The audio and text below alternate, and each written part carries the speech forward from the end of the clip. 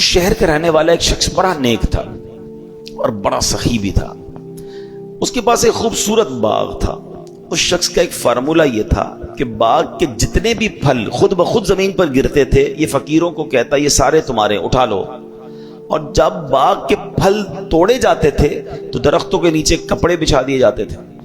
جو پھل گر جاتے تھے توڑتے ہوئے یا ہاتھ سے نکل جاتے تھے تو وہ بھی فقیروں کو دے دیتا.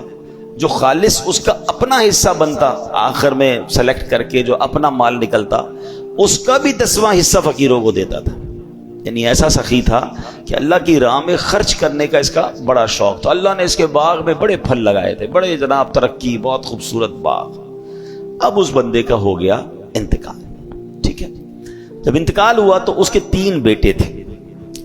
بیٹے تھے کنجوس, باپ تھا سخی, بیٹے تھے کنجوس.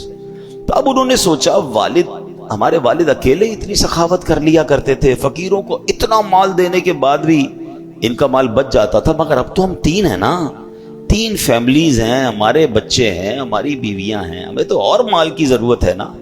اب اگر ہم بھی اسی طرح سخاوت کریں گے تو پھر ہمارے لیے تو کچھ بھی نہیں بچے گا. تو بہتر یہ کہ ہم اب سخاوت نہ کریں. اب ایک رات جب پتا چلا کہ باغ کے پھل پک گئے, ریڈی ہیں, اچھا فقیروں کو بھی پتا چل جاتا تھا کہ بھئی اب باغ کے پھل اتریں گے تو صاحب مال بانٹے گا, تو وہ بھی جمگٹا لگا کے پہنچ جاتے تھے. تو ان بیٹوں نے پلان کیا کہ کل فقیروں کے پہنچنے سے پہلے, محتاجوں کے پہنچنے سے پہلے ہم چلتے ہیں اور وہاں جا کر پہلے سارا ہی مال ہم نکال لیتے ہیں, ہم اب کسی کو بھی نہیں دیں گے. قرآن کیا کہتا ہے, اذ اقسموا لیصرمنها مصبحین, جب انہوں نے قسم کھا لی کہ ہم ضرور صبح ہوتے ہی اس باغ کو کاٹ دیں گے, اس سے پہلے کہ محتاج فقیر آئیں اپنا مال لے کے ہم نکل جائیں گے. اب جب قسمیں کھائیں تو بالکل ارلی ان دا مارننگ, صبح اٹھ گئے, صبح اندھیرے, اور باغ پر پہنچے کہ کسی کو پتہ نہ چلے. بڑے پرجوش تھے.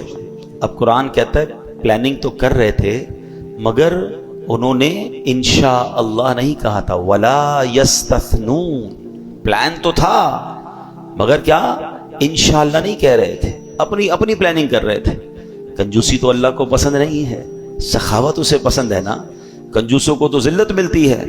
اب کیا ہوا, اتنے پرجوش تھے کہ صبح جلدی اٹھے اور راستے میں ایک دوسرے کو پتہ کیا کہہ رہے تھے, وہ بھی قرآن بتا رہا ہے, اللہ يدخلنها اليوم علیکم مسکین, کہ ہرگز آج کوئی مسکین تمہارے باغ میں نہ آنے پائے. یعنی غریبوں سے نفرت, ان کو نہیں آنے دینا ہے, سارا مال ہم سمیٹ کے نکل جائیں گے. اچھا جناب جلدی چلیں.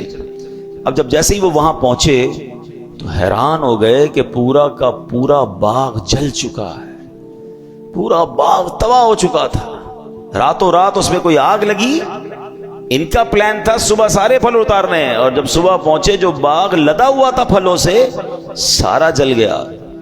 اب کیا کہتے ہیں, بے شک ہم ضرور راستہ بھٹک گئے. ایک بھائی کہتا ہے لگتا ہے کسی اور کے باغ میں آ گئی, ہمارا نہیں ہے. دیکھو تو صحیح کوئی مسٹیک تو نہیں ہو گئی, ہمارے باغ میں تو بڑے پھل تھے, یہ تو پورا باغ ویران برباد جلا ہوا.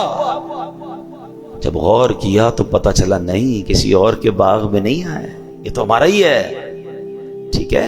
اب قرآن کیا کہتا ہے, وہ کہتے ہیں بل نحن محرومون, بلکہ ہم تو محروم ہو گئے, بھٹکے نہیں ہیں, راستہ چینج نہیں ہوا, یہ ہمارا ہی باغ ہے, بربادی ہو گئی. کسی کی سوچوں نے کب سراہا, وہی ہوا جو خدا نے چاہا. جو اختیار بشر پہ پہرے بٹھا رہا ہے وہی خدا ہے. کوئی تو ہے جو نظام ہستی چلا رہا ہے, میرا خدا ہے. اے میرے پیارے اسلامی بھائی, کس قدر اس واقعے میں درس موجود ہے.